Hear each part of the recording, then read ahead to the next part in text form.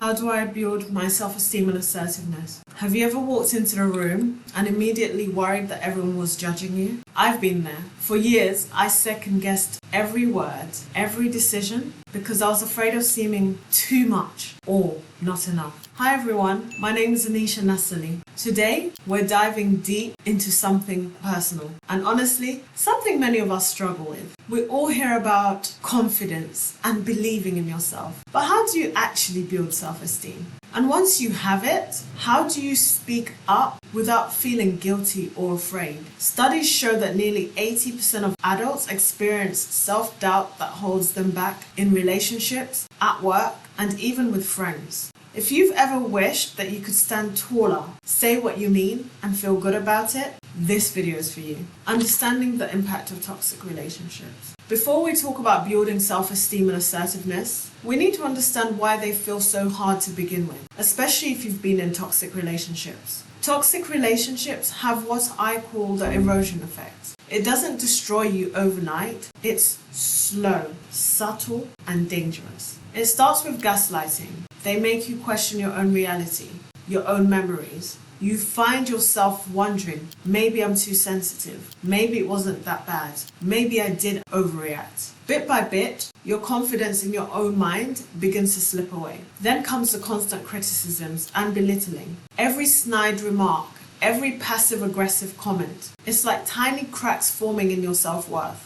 Eventually, you stop feeling worthy of respect or happiness. Control and isolation follow that. You're slowly pulled away from your support system. Decisions you once made comfortably and confidently now feel impossible. Over time, you develop a kind of learned helplessness, feeling powerless to change or even speak up. And let's not forget the boundary violations, when your no is constantly ignored, and you start believing that your needs simply don't matter, that your boundaries are invisible. The most dangerous part, this all becomes your new normal. So much so that when someone finally treats you with kindness, it almost feels uncomfortable, unfamiliar. But don't worry, even this small step of watching this video today is a step in the right direction. Feel free to unburden yourself by sharing whatever is on your mind in the comment section below. Chapter 2 is reclaiming your inner compass and building your self-esteem. So how do you rebuild your self-esteem after it's been chipped away for so long? It starts with gently reclaiming your inner compass, piece by piece. You need to have self-awareness and self-compassion. First, become aware of your wounds. This isn't about blaming yourself, it's about seeing clearly.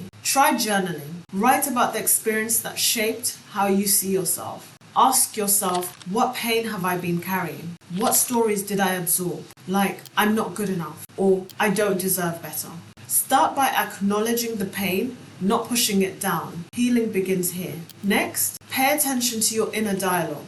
Become an active listener of your own thoughts. Ask yourself, are these words helping me grow, or are they echoes of someone else's criticism? When you catch those harsh words, gently interrupt them. Use thought-stopping techniques. Say stop, then reframe, replace. For example, replace I'm a failure with I'm learning and improving every day. And please practice self-compassion. Imagine your best friend came to you with problems. How would you speak to her? Would you shame her or offer kindness and understanding? Now speak to yourself the same way. You deserve that same tenderness. Reconnecting with your strengths and values. As you quiet that negative noise, start reconnecting with what makes you you. Dust off the list of your wins, both big and small. The job promotion? Yes. But also the time you comforted a friend. The moment you spoke when it was hard. The day you kept everything going when it felt heavy. Those are big victories too.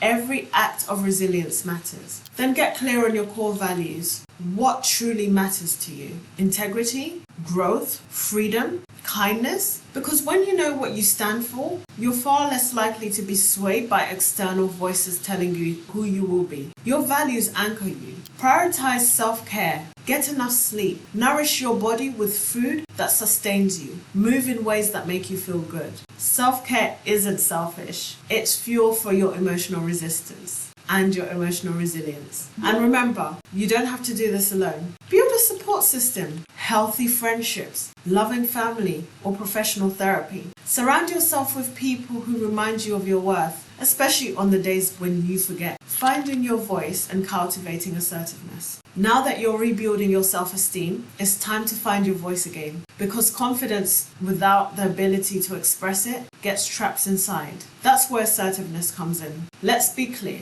Assertiveness is not aggression. It's not being loud or confrontational. Assertiveness means you respect your own rights and the rights of others. It's about stating your needs clearly and respectfully without being aggressive or a doormat. Start by identifying your default style. Do you avoid conflict at all costs? Do you often bite your tongue until you finally explode? Or do you find yourself being passive-aggressive, dropping hints of having open conversation? Recognize where you tend to fall short. And that's the first step towards real change. Now let's get practical. Use I statements. Instead of saying, "You always make me feel," try, "I feel frustrated when plans change at the last minute because it throws off my schedule." This keeps the focus on your experience, not accusations. Set clear boundaries. Begin small. Practice saying no to things that drain your energy or don't align with your goals. The first no is the hardest, but every no you say builds your strength. And if someone violates your boundary, calmly state the consequence and follow through if necessary. Use the broken record technique. When others try to argue or pressure you, resist the urge to explain endlessly. Calmly repeat your boundary. "I understand your perspective, but I've made my decision."